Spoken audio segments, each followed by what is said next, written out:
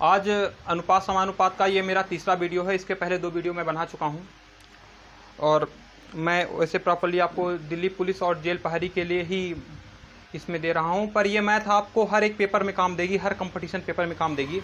एक चीज़ और बताने वाला था कि आज से आप हमारे चैनल पे इंग्लिश की क्लासेस लेंगे। ये हमारे टीचर इंजीनियर नीरज सर आपको इंग्लिश पढ़ाएंगे। आज से आपका वीडियो, आज से आपके पास वो वीडियो भी पहुंचेगा।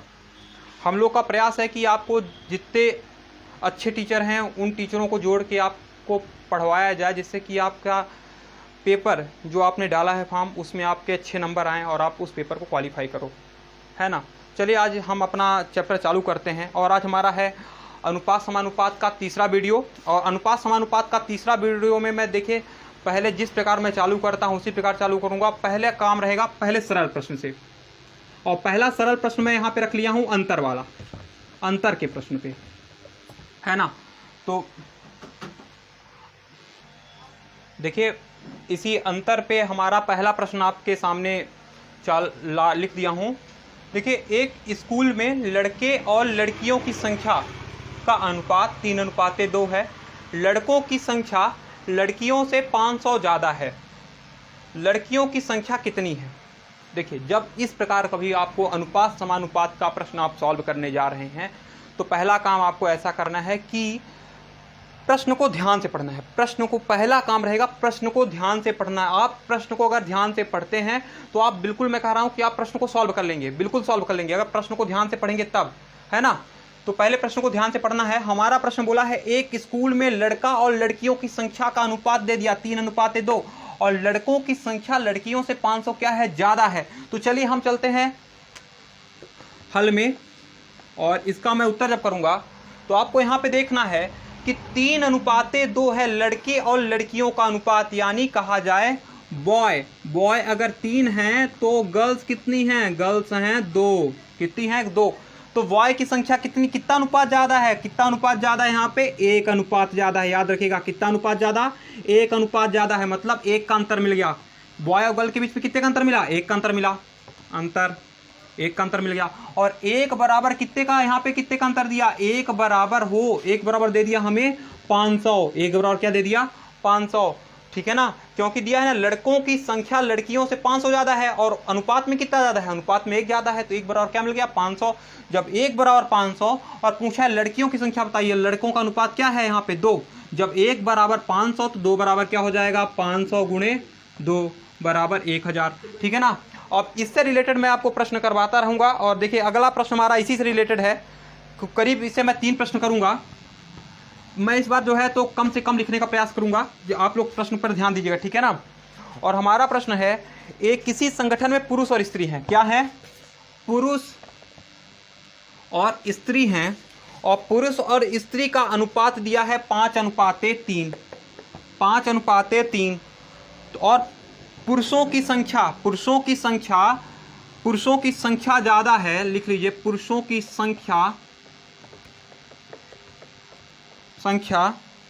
महिलाओं से ज्यादा है, महिलाओं से कितना ज्यादा है, 800 ज्यादा है, 800 ज्यादा है। तो यहां बता दीजिए महिला की संख्या बताइए, महिला की संख्या कितनी है, ठीक है ना। जब हमारा प्रश्न आ गया तो पहला काम रहेगा हमें अनुपात देख लीजिए। पुरुषों की संख्या क्या, देखिए क्या अनुपात में पुरुषों की संख्या ज्यादा है, हाँ बिल्कुल पुरुषों की संख्या क्या है, ज्यादा है। कितने का ज्यादा है, कितना अनुपात ज्यादा है, 2 अनुपात ज्यादा है, 2 बराबर हमें क्या मिल गया, 800। बिल्कुल सही आपने देखा है। हमें पहले देखना है कि कितना अनुपात ज्यादा है, 2, और यहाँ पे कितना ज्यादा लिखा है, 800।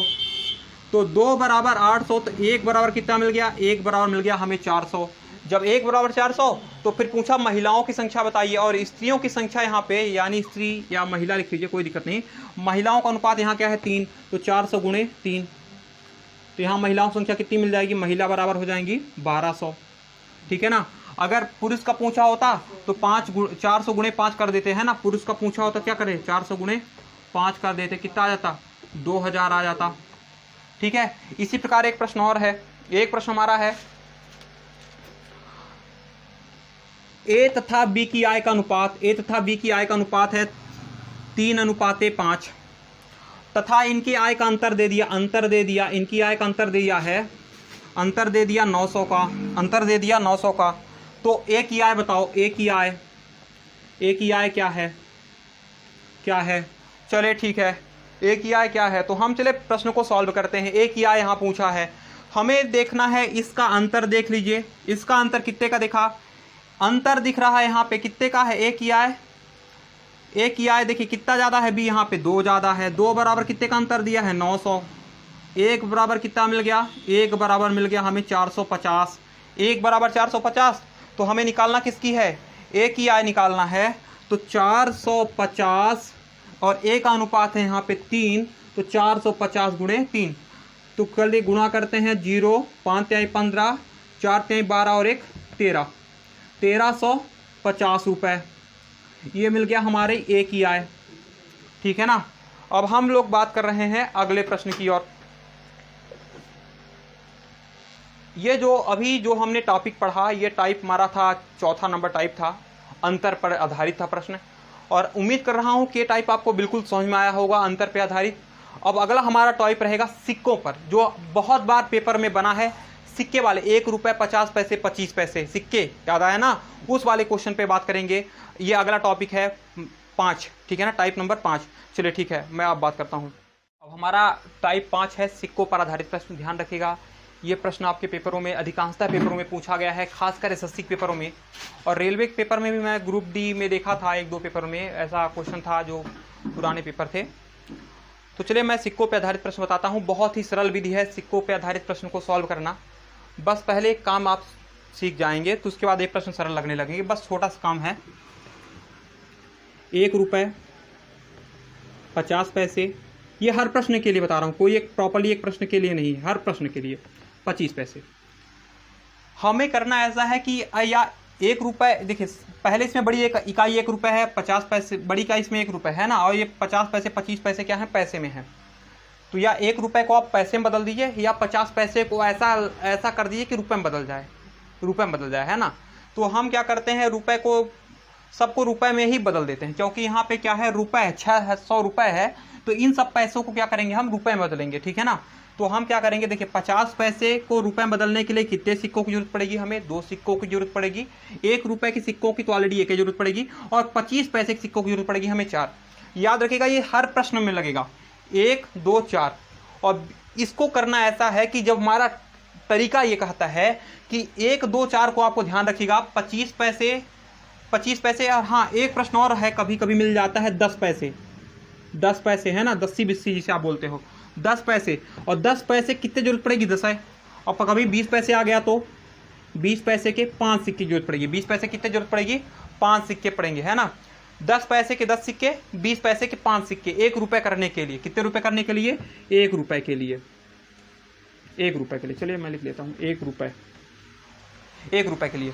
तो चलिए ठीक है, अब हम बात करते हैं प्रश्न पे अपने।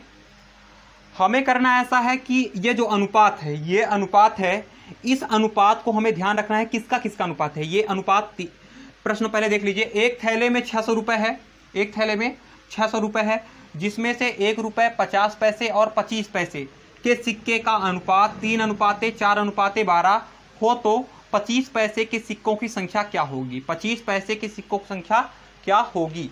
तो चले देखते हैं क्या करना है इसमें।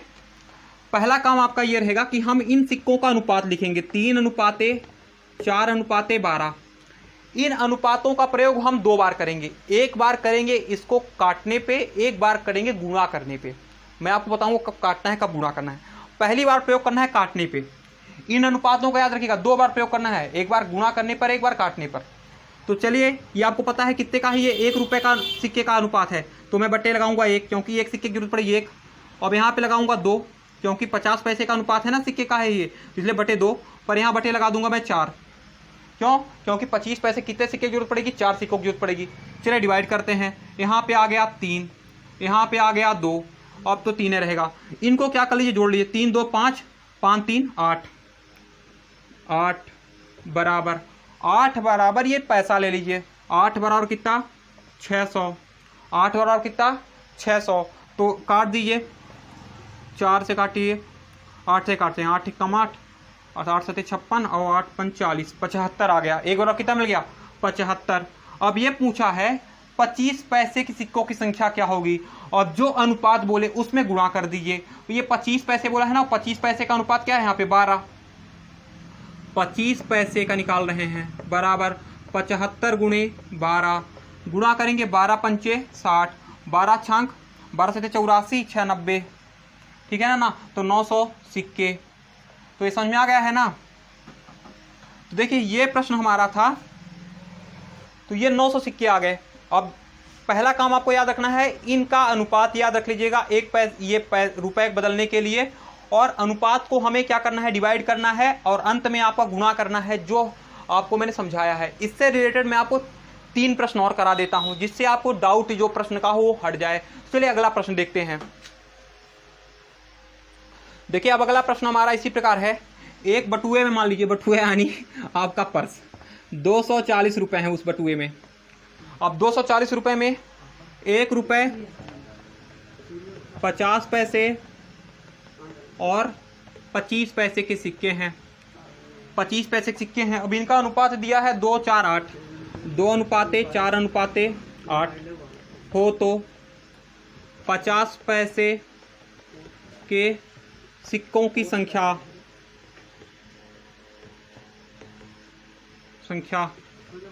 जांच कीजिए। 50 पैसे सिक्कों की संख्या निकालना है। तो पहला काम हमारा यह रहेगा कि इन अनुपातों को ले लीजिए।